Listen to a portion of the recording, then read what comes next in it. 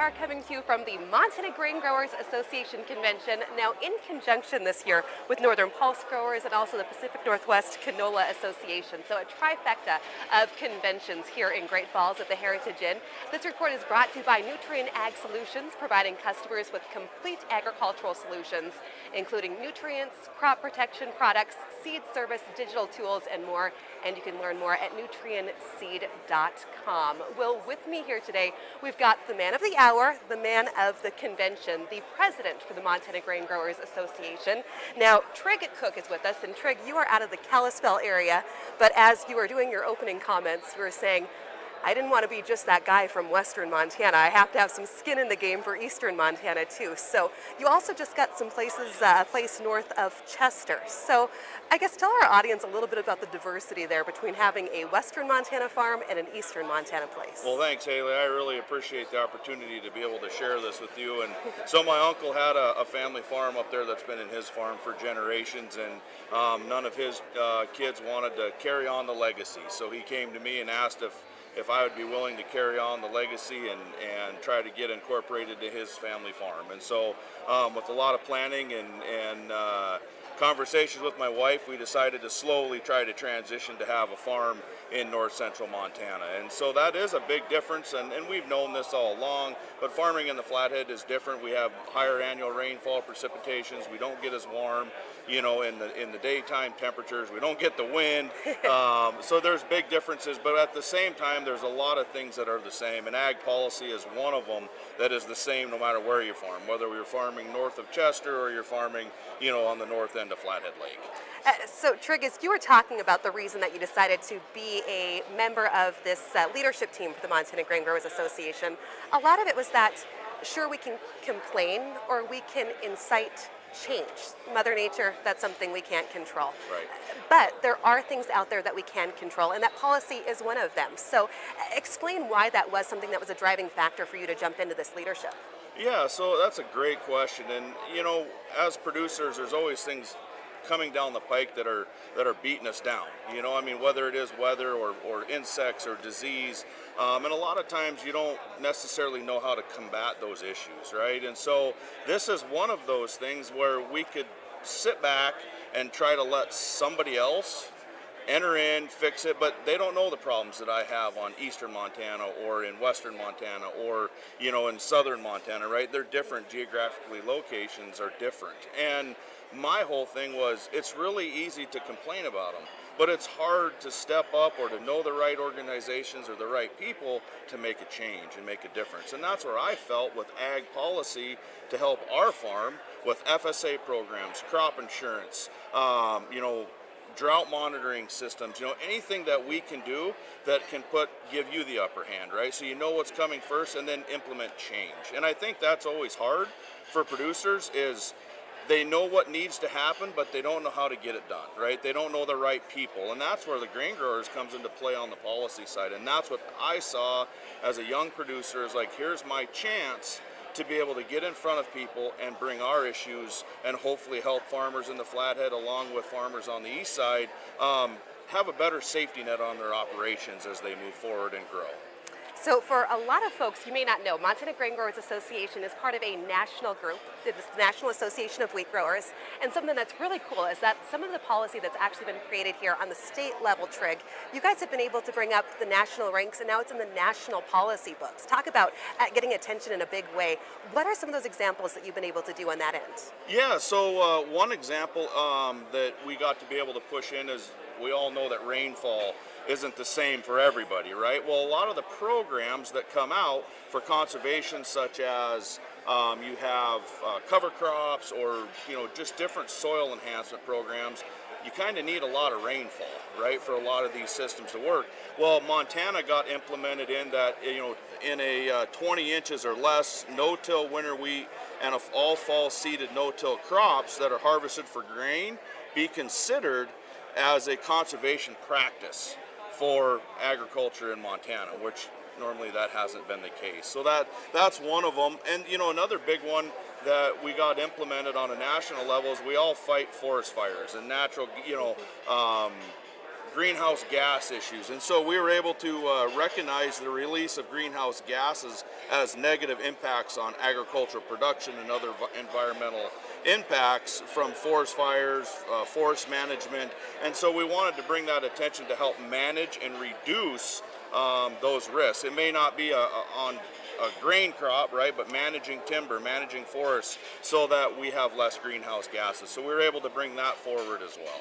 Well, as we talk about rainfall, Tryg, I know that that is something that all the attendees have been watching. You bragged a little bit about your Western Montana precip as you were addressing the audience, but the drought monitor, we all watch it, and I know we all kind of scratch our heads and think, who is putting together this information in some cases? It seems to lag behind, it seems to not quite be accurate.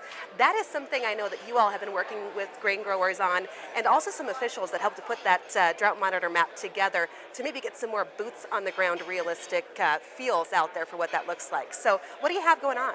Yeah, so you know, we got to have the National Association of the Drought Monitoring System come in, present to us and tell us the issues of, or not necessarily the issues, but why it is how it is, right? And they measured off of stream flow, and that isn't necessarily the most important thing for producers, right? It's, you can get an inch of rain, but if you get a hot, windy day, it's 100 degrees, that inch of rain doesn't cure a drought, right? And they're aware of that. They just don't know how to fix that one specific issue. So they've come to the grain growers and said, hey, using mesonet systems, using NOAA, using satellite imagery, what else can we do to help collect the best data at a more, it will probably never be farm specific level, but a tighter geographical location instead of just by county. And so that's the big thing, and they came to the grain growers looking for solutions. One solution or idea that was thrown out there is we're very good at getting crop production reports weekly from the producers throughout the state.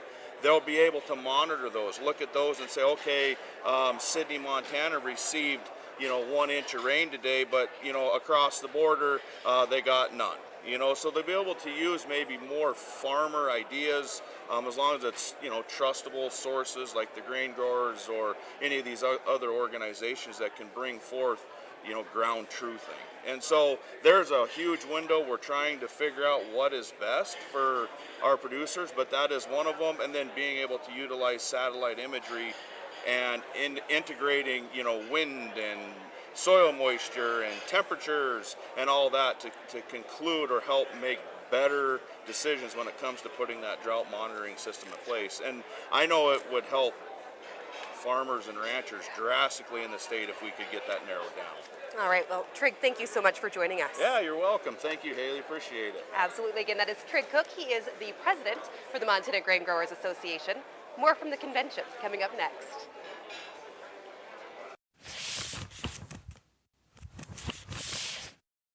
Welcome back, everyone, to our coverage from the Montana Grain Growers Association's annual convention, along with their partners this year, the Pacific Northwest Canola Association and Northern Pulse Growers Association. And we have folks from across the Big Sky State and even our friends to the north from Canada attending this year's event. And we're actually here in the French Quarter.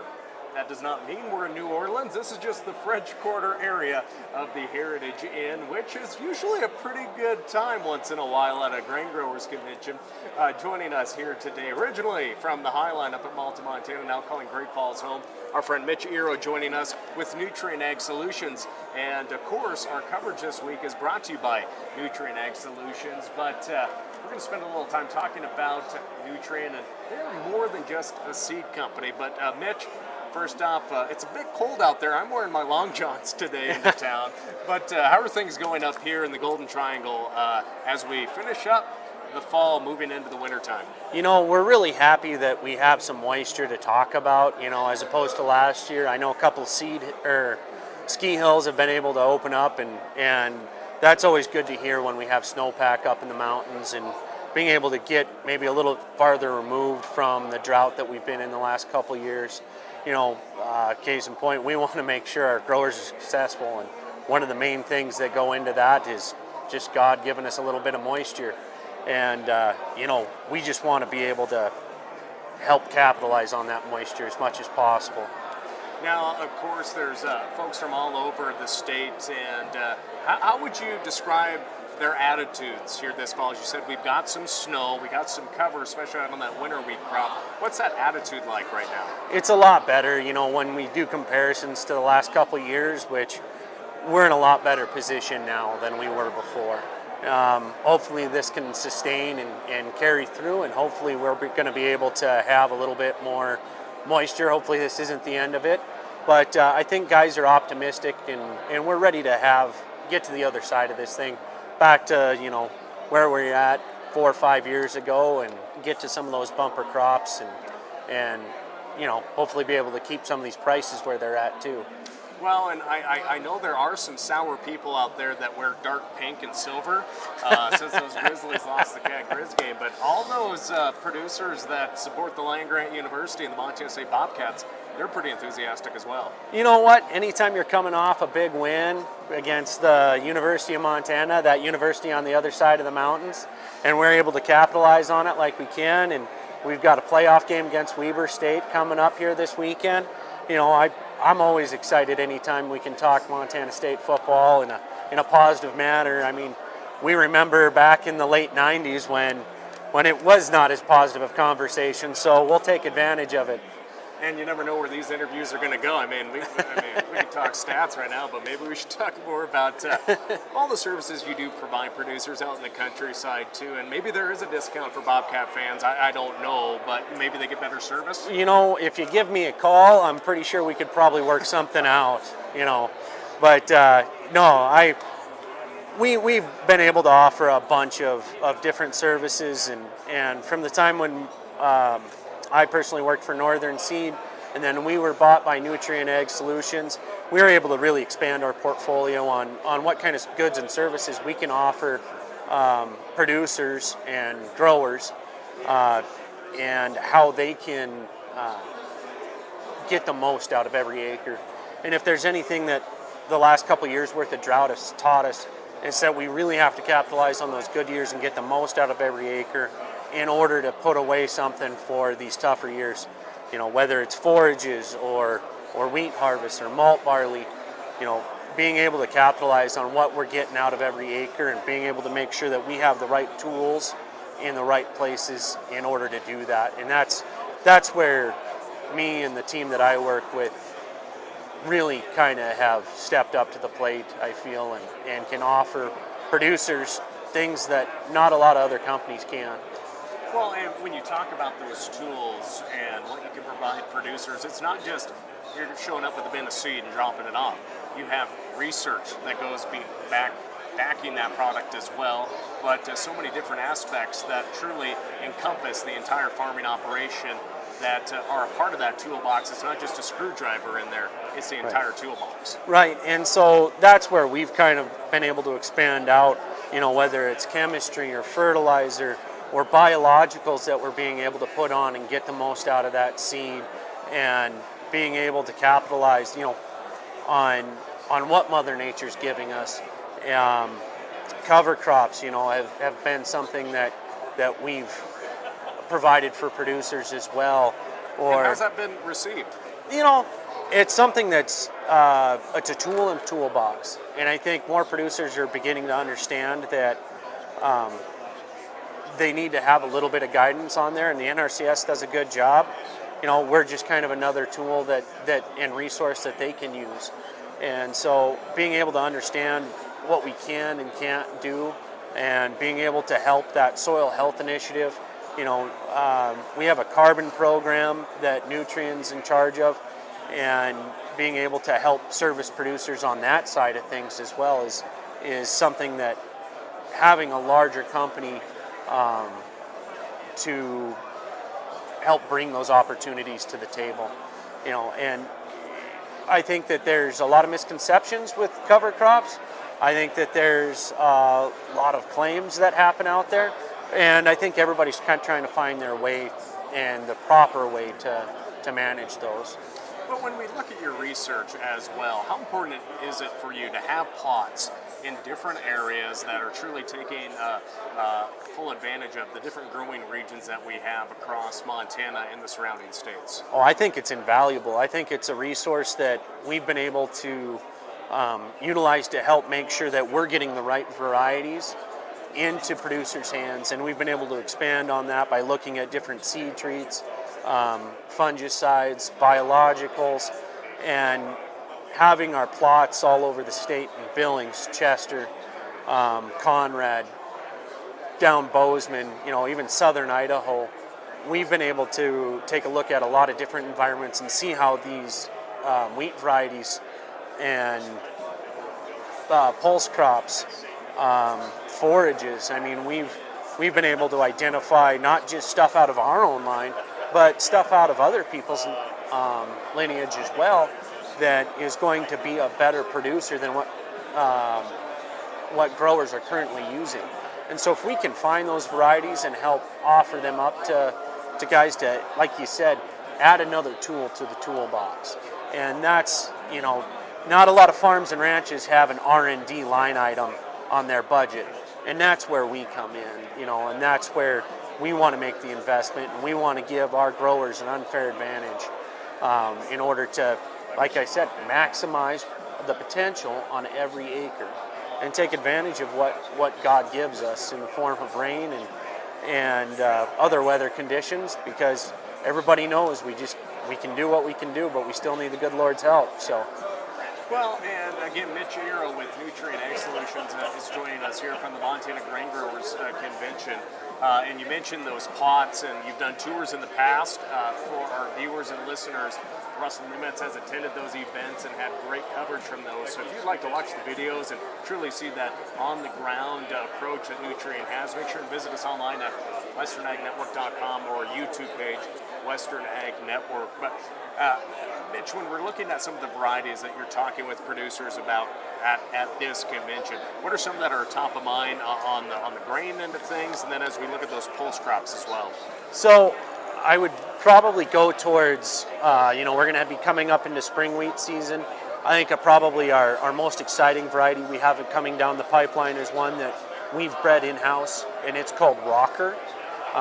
It's on the preferred milling and baking quality tests, so it's got exceptional quality there.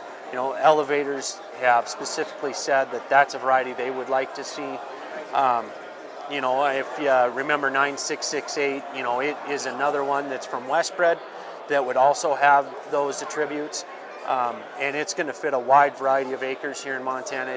It's one that we're really excited about because it takes years to develop these varieties, right? I mean, we've had other releases in the past that we've licensed from other genetic suppliers that we've found varieties. I would say Red Rock, our forage hay barley, would be one of those that's done a tremendous job, and it's showcased it, and that's one that we've licensed from outside of our group, but it's one that we found because of our test plots that it just did head and shoulders above. Rocker would be along those same lines, only it's one that we've bred in Montana and for Montana, and that's going to give, like I said, those growers the unfair advantage that we're looking to provide to our business partners. How about on the pulse crop end? So we use Chromes and Salamancas. They've been fantastic yellow peas. We've seen them produce, for the last few years now and do a really nice job.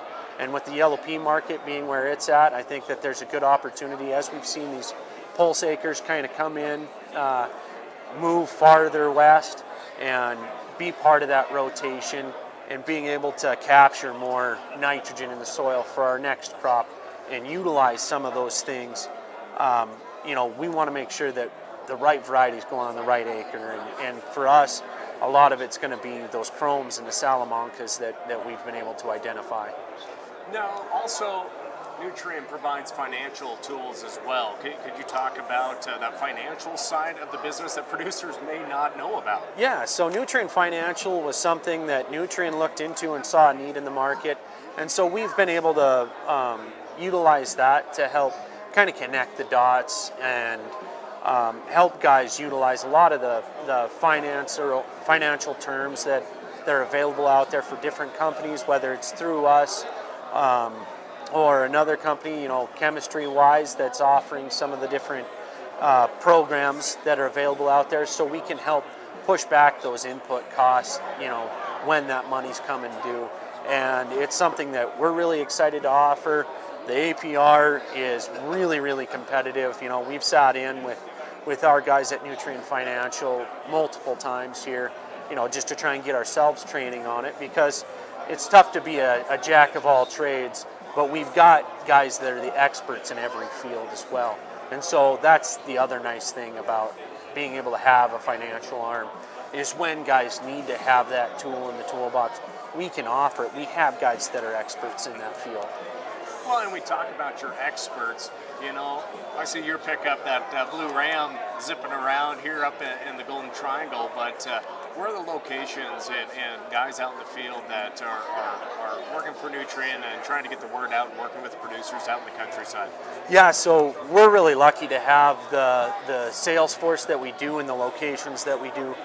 We have locations in Shelby and Chester, Conrad, Great Falls, Billings, Belgrade, Fort Benton, and we've been able to utilize and have bases to where guys can go out their back door and go help get some of these inputs that are there at competitive costs, and help give them a good advantage over the quality of products that we're offering.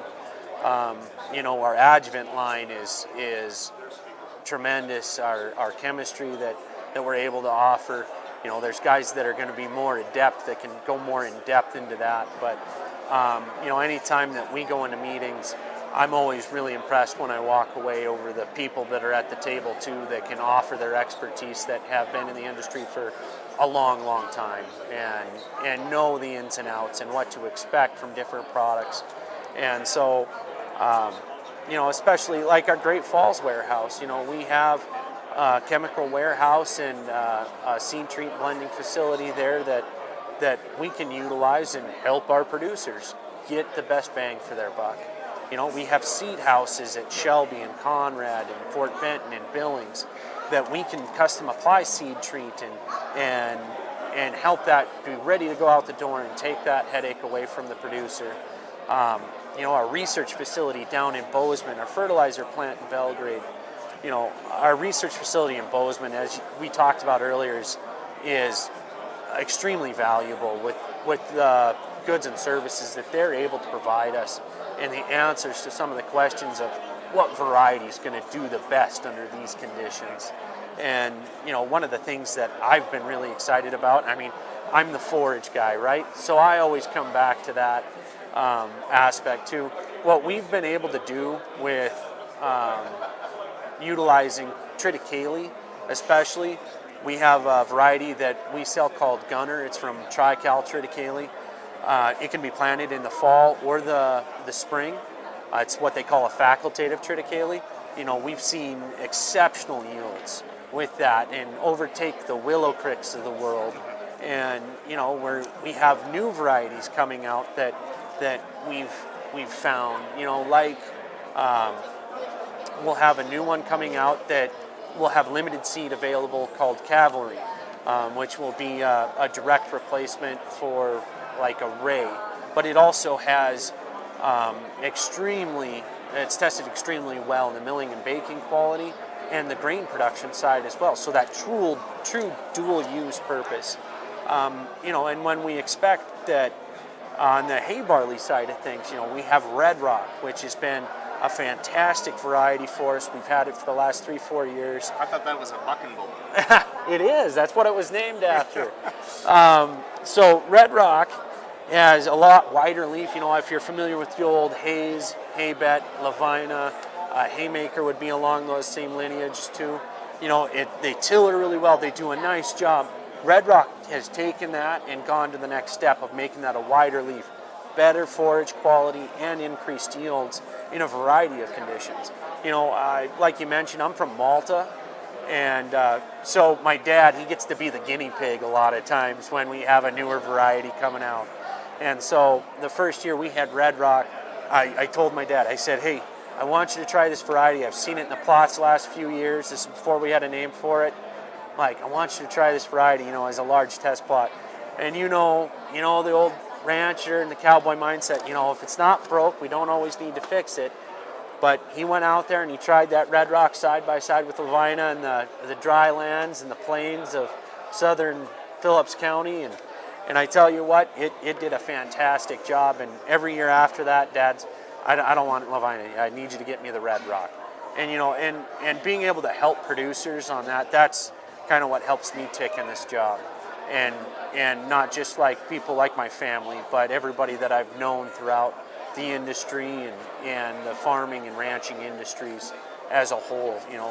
That's what we want to do. When you have somebody that tries a variety that we've found, that's a heck of an accomplishment. So I've been super excited about different things of that in that vein. So. Well, and I think we should end on the note is just the knowledge that the Nutrien team has. Like you talked about yourself growing up in South Phillips County on an operation, but really that wealth of knowledge that the team has when they're out in the countryside or when they're helping grow those plots, researching, trying to create these new developments and varieties. How important is it to have that knowledge with the staff out in the field? Being able to lean on different people in your group when you don't know the answer of a question, that there's somebody that you can call directly that has had a hand in developing a variety. We have people like Dale Clark, our head of research. We have even people that have been just walking the walk out in the fields, like Christy up in Shelby, or Chester, excuse me, and being able to have a lot of those more knowledgeable people that have been around the industry, is invaluable. Well, again, Nutrien Ag Solutions, more than a seed company, I guess is how we should put it. But Mitch Ereaux, last thing, do you think there's going to be any safeties in this football game this weekend? Well, I don't know. We had 4 last time. I don't know if that long snapper is going to be back or not. He might have some PTSD after last time he was up here, but we can only hope, right? Well, again, we'd like to thank our friends at Nutrien Ag Solutions for helping bring you this coverage on our live streams, our radio, and our TV programs throughout this year's Montana Grain Growers Convention, along with their co-sponsors, the Pacific Northwest Canola Association and Northern Coast Growers Association. We'll have more from the convention right here on these live streams throughout the week. I'm Lane Northline.